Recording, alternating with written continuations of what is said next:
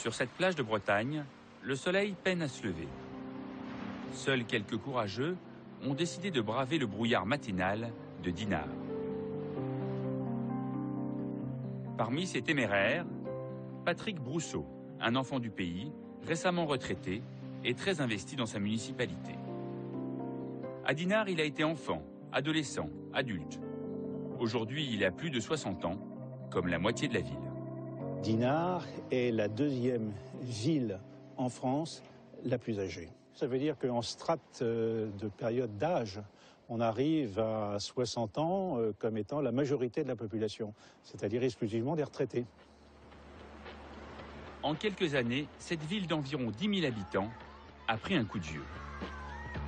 Petite station balnéaire très fréquentée l'été, Dinard a été progressivement envahie par les jeunes retraités au détriment des actifs.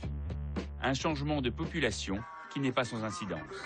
Cette population va bien entendu arriver dans le 4e âge et que d'un point de vue santé, d'un point de vue assistance, il faudra développer toutes ces structures qui ne le sont pas. Cette nouvelle donne, la ville a décidé de l'assumer. Puisque Dinard a une population vieillissante, les investissements sont faits en direction des seniors.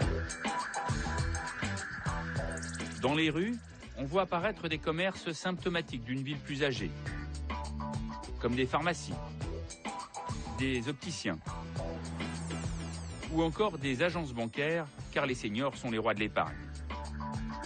Alors qu'on ferme des classes dans les écoles primaires, il y a déjà 4 maisons de retraite à Dinard.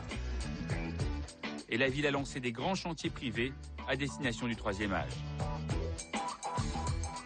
Ce développement se fera notamment dans le nouveau quartier de la gare, où pour lancer le programme immobilier, vous allez avoir principalement 2 résidences seniors qui sont en projet. C'est beaucoup. C'est beaucoup, mais ça correspond à la caractéristique de la ville.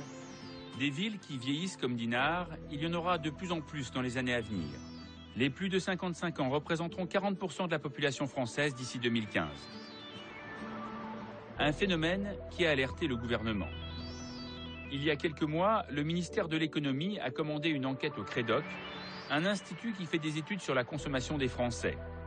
Car Bercy souhaiterait sensibiliser les entreprises au marché des seniors. On a eu au Crédoc une demande du ministère de l'économie pour travailler sur le marché des seniors et sur ce que ce marché peut amener en termes de potentiel de croissance, parce que depuis la crise, la France, comme le reste de l'Europe, recherche des relais de croissance, et l'un des relais de croissance évidents en matière de consommation, c'est la population senior, parce qu'elle croît en termes démographiques, parce que ce sont les gens qui se retrouvent pour les jeunes seniors avec plus de moyens que le reste de la population, avec